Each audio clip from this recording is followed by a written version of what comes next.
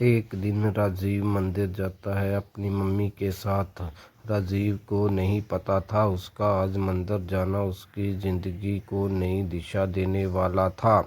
राजीव की मम्मी मंदिर के अंदर चली जाती है। वही राजीव मंदिर के बाहर अपनी मम्मी के आने का इंतज़ार करता है।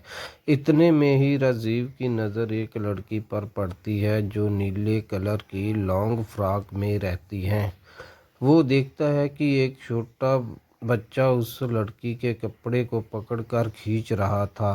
ये देखकर राजीव हंसता है और जैसे ही लड़की उस छोटे बच्चे की तरफ पलटकर उसे डांटती है, राजीव उसे देखता ही रह जाता है। वो लड़की राजीव को इतनी खूबसूरत लगती है कि उसकी नज़र उससे हटती ही नहीं है। राजीव मन ही मन सोचकर दुखी हो जाता है। वो सोचता है कि ये बच्चा उसका है, मतलब इस लड़की की शादी हो चुकी है, वरना इसे तो मैं ज़रूर पटाता। थोड़ी देर में उस बच्चे की असली मम्मी आकर उसे अपनी गोद में उठाती है। ये देखकर राजीव एकदम खुश हो जाता है। लड़की मंदिर से जाने लगती है तो राजीव भी उसके पीछे पीछे चला जाता है। थोड़ी देर में लड़की की नज़र राजीव पर पड़ती है तो लड़की उसको गुस्से में देखकर नज़र फेर लेती है। ये देखकर राजीव की हिम्मत आगे बढ़ने की नहीं हो रही थी। फिर वो सोचता है, मेरे पास यही मौका, क्या पता अगली बार ये दिखे ना दिखे। इसलिए वो चुपके चुपके उस लड़की का उसके घर तक पीछा करता है और दूसरे दिन शाम को उसके घर के सामने इधर उधर घूमता रहता है और उस लड़की का बाहर आने का इंतज़ार करता है। करीब आधे घंटे बाद लड़की बाहर तो नहीं आती पर उसके दूसरे फ्लोर पर जो बालकनी है वहाँ आती है। वो खड़े होकर उसकी तरफ देखता जाता है। लड़की की नज़र भी राजीव पर पड़ती है। वो सोचती है, ये तो वही मंदिर वाला लड़का है, ये मेरे घर तक पहुंच गया। फिर वो उसे नज़रअंदाज करके घर के अंदर चली जाती है। तो थोड़ी देर बाद राजीव भी वहाँ से चला जाता है। राजीव एक हफ्ते तक ऐसे ही हर रोज़ आकर देखता और वो लड़की उसे हर बार नज़रअंदाज करके अंदर चली जाती। उसके बाद राजीव ने ठाना कुछ ऐसा करने के लिए उसका भी ध्यान मेरे ऊपर पड़े, तभी तो मेरी लव स्टोरी आगे बढ़ेगी। राजीव अगले दिन उसके घर के बाहर फिर पहुंचता है और थोड़े देर में लड़की भी बालकनी में आती है।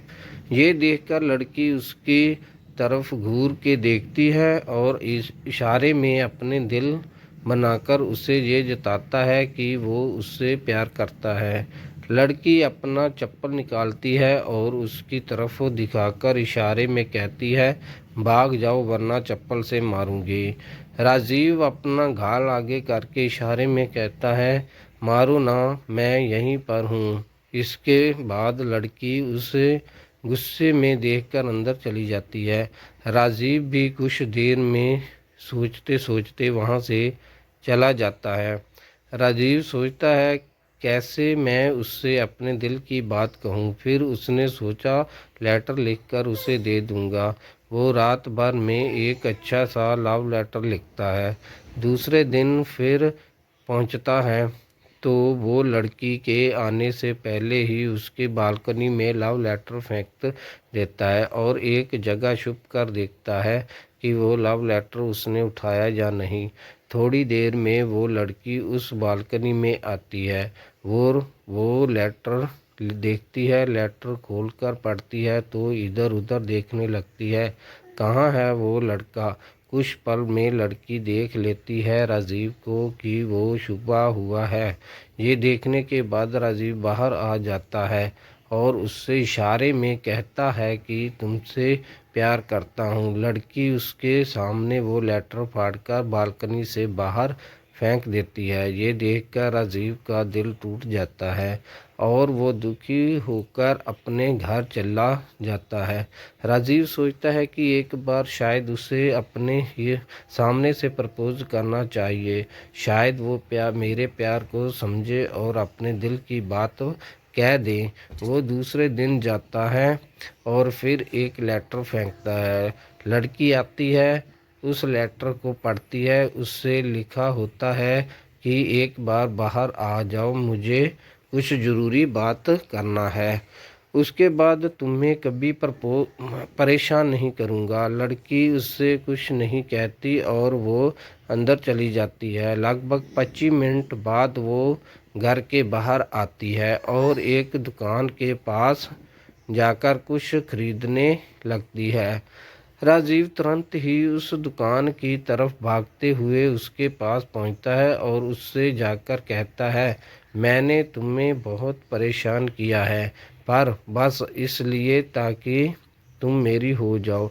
मैं तुम्हें जब पहली बार मंदिर में देखा था, मुझे तुम तभी से पसंद आ गई थी। मैंने सोचा मैं आज तुमसे बात करूंगा, पर जब तुमने मुझे घूर के देखा तो बेइज्जती हो जाएगी, इसलिए मैं नहीं आया तुम्हारे पास। मैं लगभग 1 महीने से तुम्हारे घर के चक्कर काट रहा हूँ क्योंकि मैं तुमसे प्यार करता हूँ। तुमने कल मेरा लव लेटर भी फाड़ कर फेंक दिया था। इसके बाद तो मैं यहाँ नहीं आने वाला था, पर मैं फिर एक आखिरी बार अपने प्यार की वजह से आया हूँ। मैं तुम्हारे मुंह से अपने प्यार की हाँ या ना सुनना चाहता हूँ। लड़की ये सब सुनकर कुछ नहीं बोलती और आज पहली बार मुस्कुरा के वहाँ से चली जाती है। लड़की को जाते देख वो उसे रोकने की कोशिश करता है, पर वो नहीं रुकती और अपने घर पहुंचकर मेन गेट बंद करते वक्त राजीव को देखकर मुस्कुराती है। राजीव को लड़की की तरफ से कोई जवाब नहीं मिलता। वो घर जाकर सोचता है, आखिर उसका जवाब क्या था? क्या वो मुझसे प्यार करती है भी है या नहीं? ये सोचते हुए राजीव पूरी रात गुजार देता है। अगले दिन उदास मन से वो फिर जाता है, ये सोचकर आज अगर उसने कुछ नहीं कहा तो मैं फिर कभी नहीं आऊँगा और आज किसी भी हाल में उससे मैं जवाब मांग के ही रहूँगा। आज चाहे इस पार चाहे उस पार। वो वहाँ पहुँच जाता है और लड़की के आने का इंतज़ार करता है। थोड़ी देर में लड़की वहाँ आती है और राजीव को देखती है और देखकर तुरंत ही वापस चली जाती है। राजीव समझ जाता है वो उससे प्यार नहीं करती। वो घर जाने से पहले दुखी मन से वही लगे सीट पर अपने सिर को नीचे करके बैठ जाता है।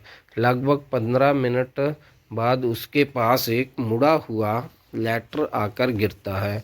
एक लेटर को उठाते हुए वो बालकनी में देखता है तो वो लड़की वहाँ दिखती है। वो जल्दी से उस लेटर को खोलता है।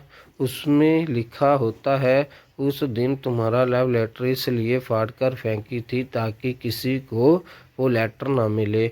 मैं तुम्हारे लिए हर रोज़ बालकनी में उसी समय आती हूँ जिस समय तुम आकर मेरे घर के सामने खड़े होते हो। हाँ, मैं भी तुमसे प्यार करती हूँ। ये पढ़कर राजीव खुशी के मारे झूमने लगता है और उसकी लड़की की तरफ देखकर एक फ्लाइंग किस करता है और इस बार लड़की इसके फ्लाइंग किस को पकड़ लेती है और हंसते हुए अंदर चली जाती है। राजीव अब बहुत खुश हो जाता है और रात भर बस यही सोचता है कि मैं उससे मिलूं कैसे। वो उसको फिर से बालकनी में चिट्ठी फेंकता है और इसमें लिखा होता है कि कहाँ और कब मिलेंगे और चिट्ठी फेंककर राजीव वहाँ से चला जाता है क्योंकि उसे कोई और घर का काम भी था। पर उस बालकनी में उसकी मम्मी वहाँ आ जाती है और चिट्ठी पढ़ने लगती है। चिट्ठी पढ़कर वो इधर उधर देखती है। उसकी मम्मी समझ जाती है कि यहाँ ज़रूर कुछ गड़बड़ है और वो चिट्ठी फाड़कर फेंक देती है। राजीव थोड़ी देर में वापस आता है तो वहाँ लड़की नहीं रहती है। अब राजीव सोचता है कि क्या हो गया उसे। उसने बोला था तो मुझसे प्यार करती है। राजीव को इस बात से बहुत गुस्सा आता है और वो घर चला जाता है। थोड़ी देर बाद राजीव को बेचैनी होने लगती है तो उठकर बाहर चला जाता है। वो अपने आप को समझाने की कोशिश करता है और ये कहता है खुद से चलो सीधा उसके कमरे में घुस जाता हूँ। उसके बाद उससे फेस टू फेस पूछूंगा कि तुम क्यों ये सब कर रही हो, मुझसे तुम क्या चाहती हो। वो दरवाजे को धीरे धीरे खटखटाने की कोशिश करता है और खिड़की से उससे बुलाने की भी कोशिश करता है, पर वो बड़े आराम से सो रही होती है। ये देखकर राजीव सोचता है कि देखो खुद कितने आराम से सो रही है और मुझे इससे रात भर घुमा रही है। राजीव अपनी जेब में चेक करता है कि कुछ है जो फेंक कर उसे जगा सकूं। उसे तब 2-3 सिक्के मिलते हैं। वो एक सिक्का उसकी तरफ फेंकता है पर सिक्का नीचे गिर जाता है जिससे आवाज़ होती है। वो वह फिर भी नहीं जागती। दूसरा सिक्का फिर फेंकता है, वो सीधा उसके मुंह पर जाकर लगता है। सिक्के की चोट से वो झट से उठकर बैठ जाती है, इधर उधर चेक करने लगती है।